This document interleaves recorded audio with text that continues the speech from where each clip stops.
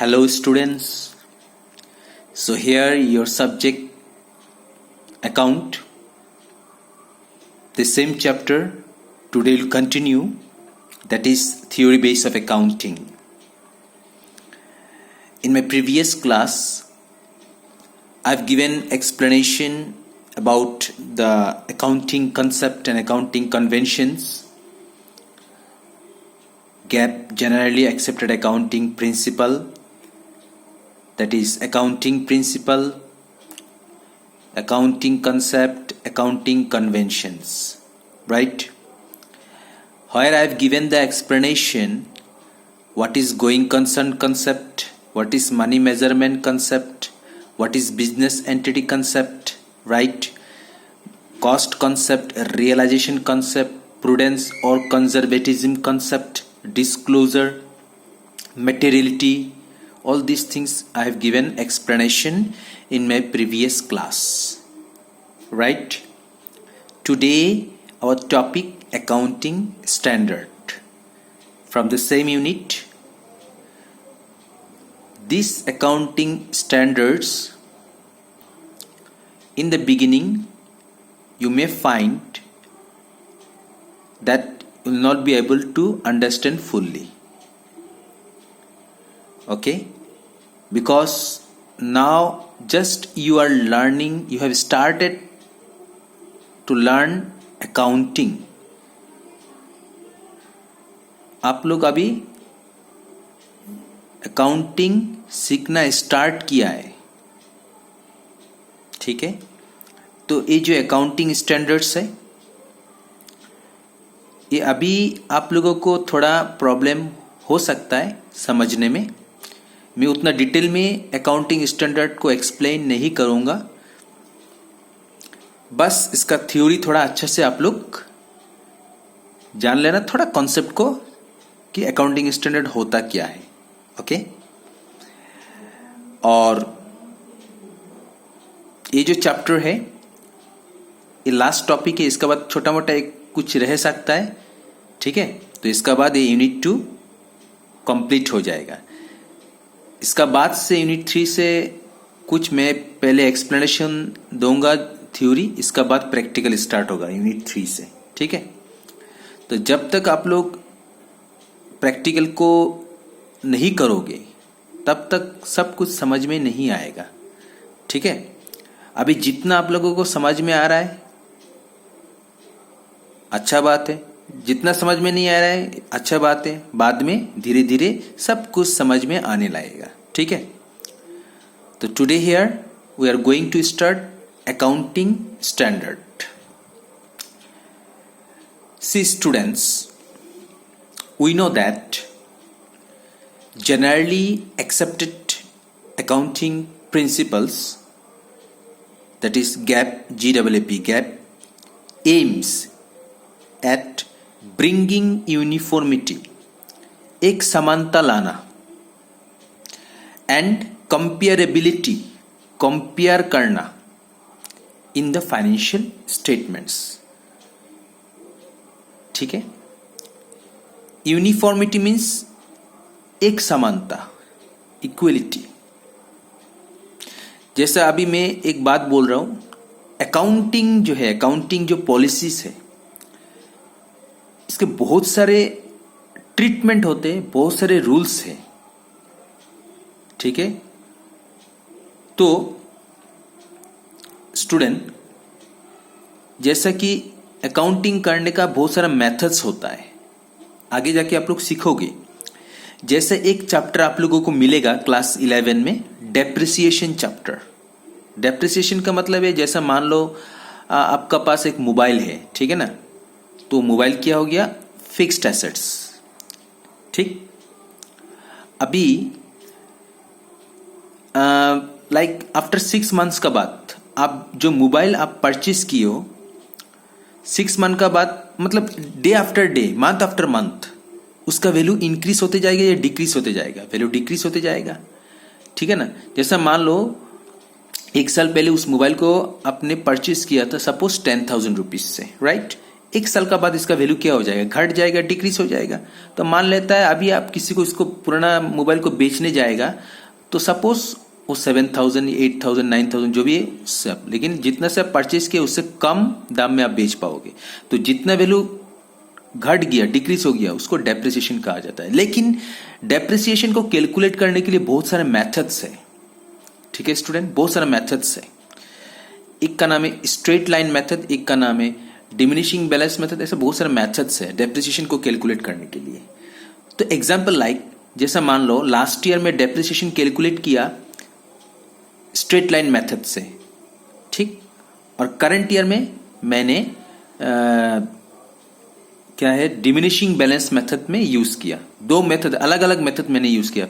Last year में मैं कोई और मेथड लगाया डेप्रिसिएशन को कैलकुलेट करने के लिए, और करंट ईयर में कोई दूसरा मेथड लगाया डेप्रिसिएशन को कैलकुलेट करने के लिए। ठीक है, तो इसका बाद क्या होगा स्टूडेंट, हमें ये पता नहीं चलेगा अच्छा से कि हमारा बिजनेस का परफॉर्मेंस क्या है, एग्जैक्ट परफॉर्मेंस।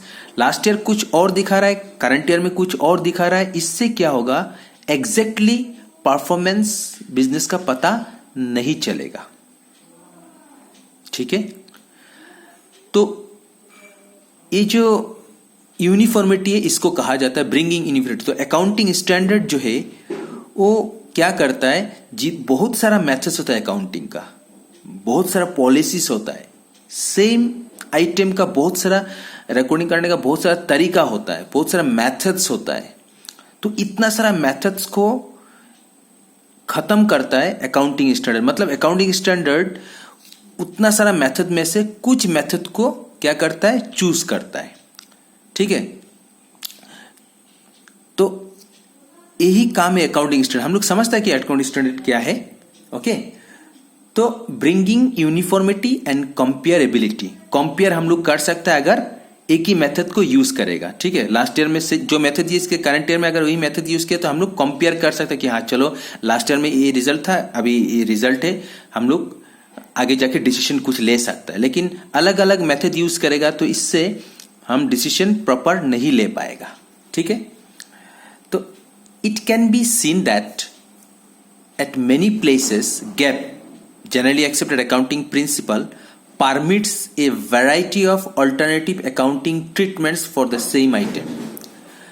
तो गैप जो है वो परमिट करता है कि जो अकाउंटिंग ट्रीटमेंट्स है इसका बहुत सारा ऑल्टरनेटिव्स है, बहुत सारा मेथड्स है सेम आइटम का। ठीक है,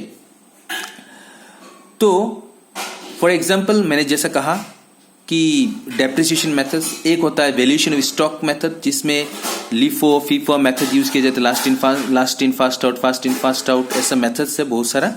ठीक है, स्टॉक का वैल्यूएशन करने के लिए। तो for example like different methods for the valuation of stock give different results in financial statement. तो अलग अलग मेथड आप अगर यूज करते हो तो इससे क्या होगा, रिजल्ट जो होगा वो डिफरेंट रिजल्ट निकल कर आएगा। ठीक है, तो such practices sometimes can misguide intended users in taking decision relating to their field। तो इससे क्या होगा स्टूडेंट, इससे जो यूजर्स है उन लोगों को डिसीजन लेने में मिसगाइड होगा। ठीक है, ठीक डिसीजन नहीं ले पाएगा, प्रॉपर डिसीजन नहीं ले पाएगा। ठीक है, keeping in view the problem faced by many users of accounting, a need for the development of common accounting standards was aroused। तो जो अकाउंटिंग है उस अकाउंटिंग का एक स्टैंडर्ड्स बनाया। ठीक है, अकाउंटिंग का क्या बनाया, एक स्टैंडर्ड्स बनाया। ठीक है, जितना सारा प्रॉब्लम्स है उन सारा प्रॉब्लम्स को खत्म करने के लिए, ठीक है, अकाउंटिंग का क्या बनाया, अकाउंटिंग स्टैंडर्ड्स। तो for this purpose the institute of charter accountants of India ICAI, which is also a member of International Accounting Standards Committee IASC, had constituted accounting standard boards ASB in the year 1977। okay, Accounting Standard Board identified the areas in which uniformity in accounting was required. तो accounting standard board जो है वो उन area को identify किया जहां में uniformity का जरूरत है. ठीक है.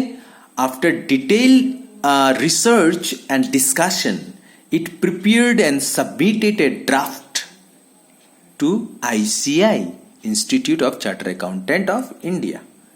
Okay, so ICI finalized them and notified for its use in financial statements. ठीक है. तो हम लोग यहाँ में क्या क्या वर्ड सीखा स्टूडेंट. एक सीखा चार्टर अकाउंटेंट्स ऑफ इंडिया, जो इंडिया में जो हम लोग जैसा मान लेता है कि आप अभी क्लास 11 में हो, इसके बाद 12 में आओगे, 12 पास करने के बाद फिर होगा डिग्री कंप्लीट करने के बाद मास्टर डिग्री, इसके बाद आपको हो सकता है कि सीए पढ़ सकता है ना. तो हम लोग जो सीए पढ़ के आता है, तो कोई अगर पूछा आपको कि सीए आप कहाँ से किया, कौन सा इंस्टीट्यूट की, तो आप बोलोगे कि institute of charter accountant of India. ये इंडिया का है. ठीक है.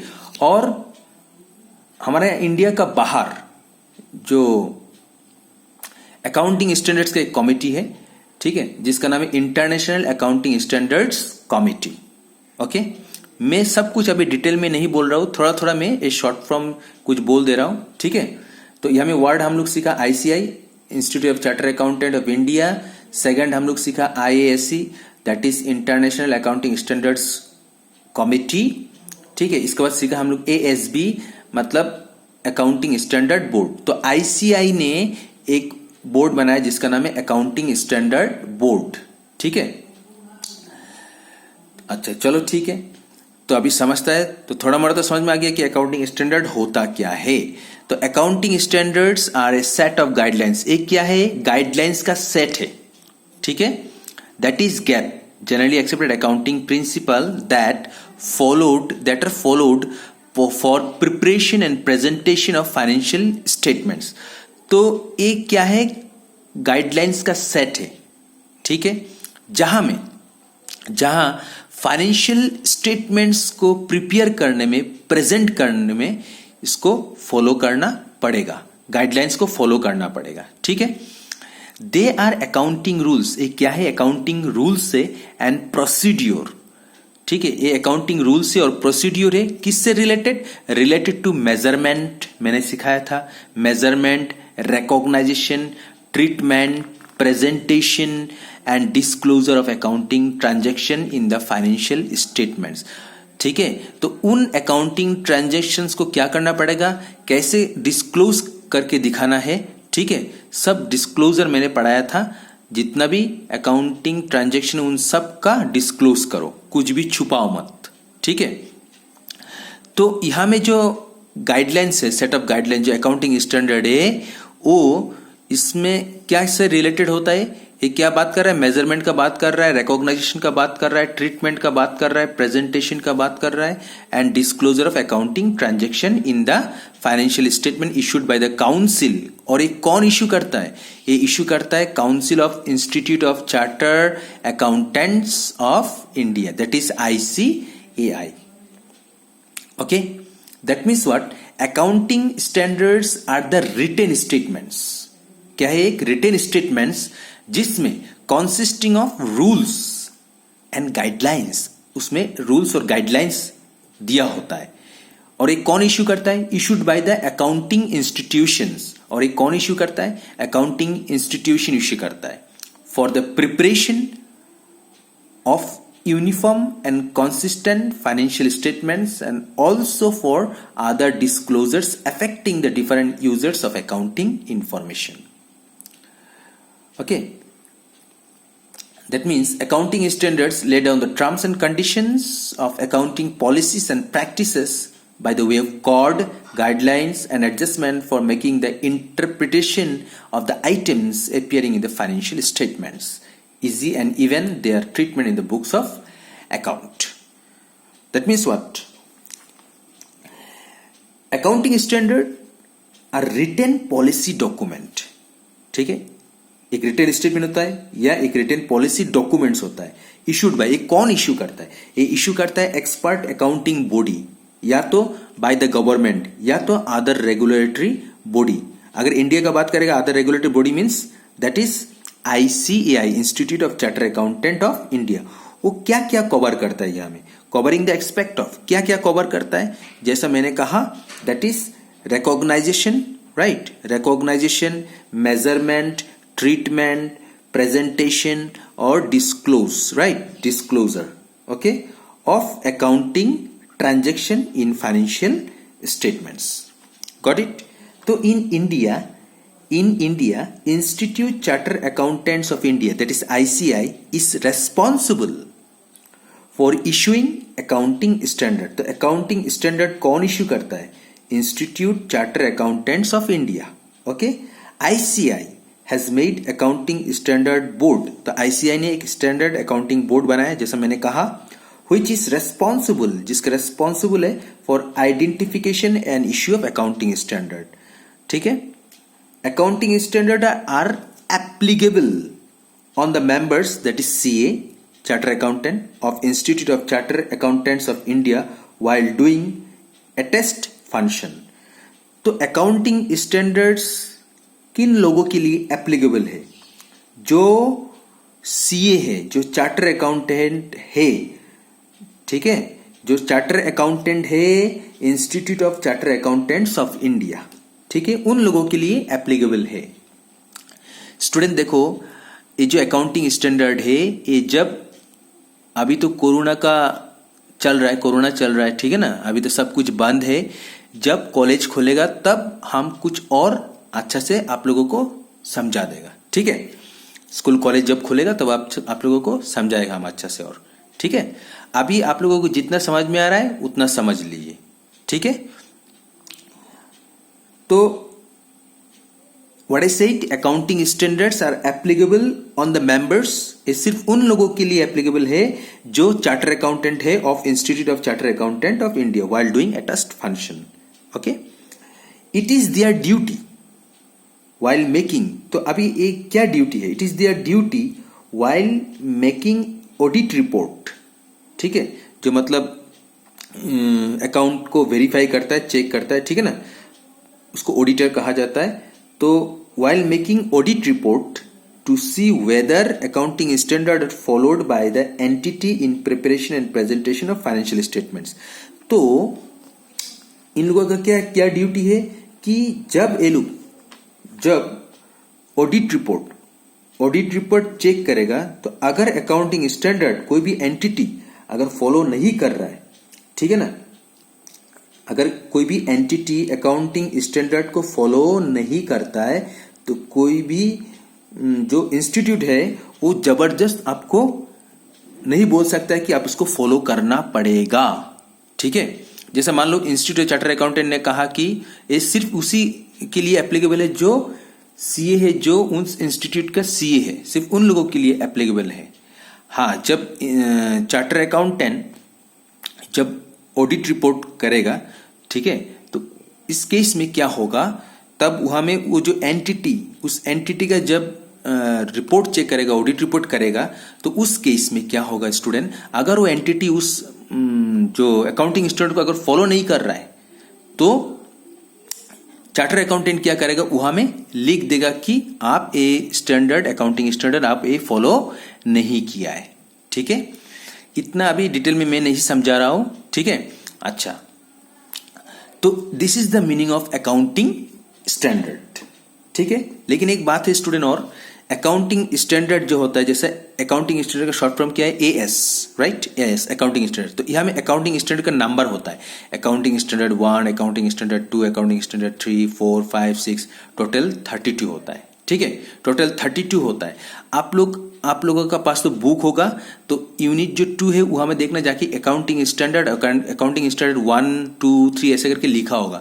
तो अकाउंटिंग स्टैंडर्ड जो 1 है वो डिस्क्लोजर ऑफ अकाउंटिंग पॉलिसी, मतलब अकाउंटिंग पॉलिसी का डिस्क्लोजर के बारे में पूरा डिटेल में वहां में बोला जाता है, ठीक है। रूल्स गाइडलाइंस क्या है वो सब पूरा डिटेल्स में वहां में लिखा जाता है, ठीक है। आप लोगों को ये सब पढ़ना नहीं है, जस्ट आपको ये याद रखना कि अकाउंटिंग स्टैंडर्ड 1 में क्या होता है, ठीक है, ये आप बुक में जाके चेक करना, ठीक है।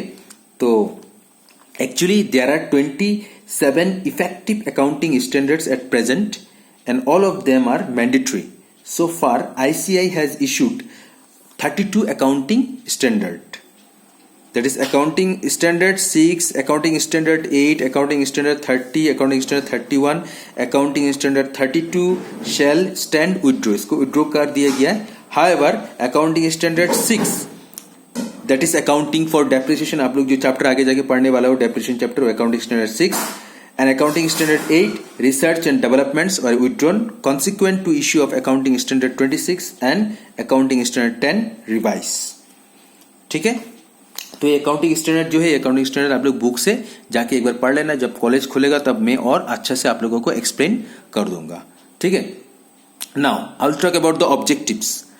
ठीक है, ऑब्जेक्टिव्स क्या है तो आप लोगों को अभी समझ में आ ही गया होगा थोड़ा थोड़ा कि ऑब्जेक्टिव्स क्या क्या हो सकता है. ठीक है, तो यह में क्या लिखा है कि ऑब्जेक्टिव्स होता क्या क्या है, इसका मेन ऑब्जेक्टिव्स क्या है अकाउंटिंग स्टैंडर्ड का. ठीक है,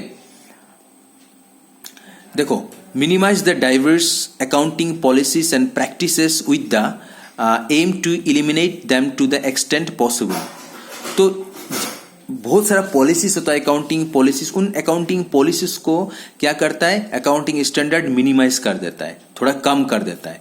ठीक है, promote better understanding of financial statements, फिर understand significant accounting policies adopted and applied. Then point number 4, facilitating a meaningful comparison of financial statement of two or more entities, enhancing reliability of financial statements. तो these are the objectives, आप लोग ये सब लिख लेना. ठीक है, तो actually what is that objectives, what is that for bringing uniformity in accounting methods. तो बहुत सारे accounting methods होता है, accounting policies होता है, उन accounting methods में uniformity लाना, मतलब एक समानता लाना. Already I have given explanation. Accounting standards are required to bring uniformity in accounting methods by proposing standards treatment to the accounting issue. For example, accounting standard 6 revise states the methods for depreciation accounting. Second objectives for improving the reliability of the financial statements. Reliability means trustworthy. Okay. For improving that reliability of the financial statements, that is, see, accounting is the language of business, right? So there are many users of the information provided by accountants who take various decisions relating to their field just on the basis of information contained in financial statements. So in this connection, it is necessary that the financial statement should show true and fair view of the business concerned. ठीक है, the accounting standards, when used, give a sense of faith and reliability to various users. They also help the potential users of the information contained in the financial statement by disclosure norms, which make it easy even for a layman to interpret the data. Accounting standards provide a concrete theory based to the process of accounting. They provide uniformity in accounting, which makes the financial statements of different business units for different years comparable and again facilitate decision making. Simplify the accounting information. These are third objectives. Okay, these all are the objectives, just I'm giving the explanation. Simplify the accounting information. Accounting standards prevent the users from reaching any misleading conclusion and make the financial data simpler for everyone. Next objectives prevents frauds and manipulations. Accounting standards prevent manipulation of data by the management and others. Okay, by codifying the accounting methods, frauds and manipulations can be minimized. तो जो भी fraud होता है, जो भी manipulate होता है, उसको मिनिमाइज करता है अकाउंटिंग स्टैंडर्ड्स. ठीक है, हेल्प ऑडिटर्स. अभी ऑडिटर्स को क्या हेल्प करता है? This the fifth objectives. Accounting standards lay down the terms and conditions for accounting policies and practices by way of code guidelines and adjustment for making and interpreting the items appearing in the financial statements. Thus, these terms, policies and guidelines etc. become the basis for auditing the books of accountants. These are the objectives of accounting standards. Okay, next point. Okay, next point, utility of accounting standards. Accounting standards का utility, आप इसको benefits कह लो, advantages कह लो, ठीक है।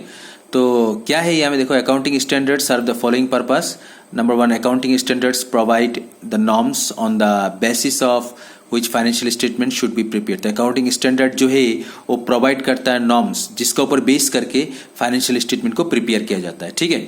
Next point है, accounting standards ensure uniformity in the preparation and presentation of financial statements by recovering the effect of diverse accounting practices. Already these things I have given explanation कि accounting standard जो क्या help करता है, accounting standard का advantages क्या है कि वो यूनिफॉर्मिटी लाता है, ठीक है।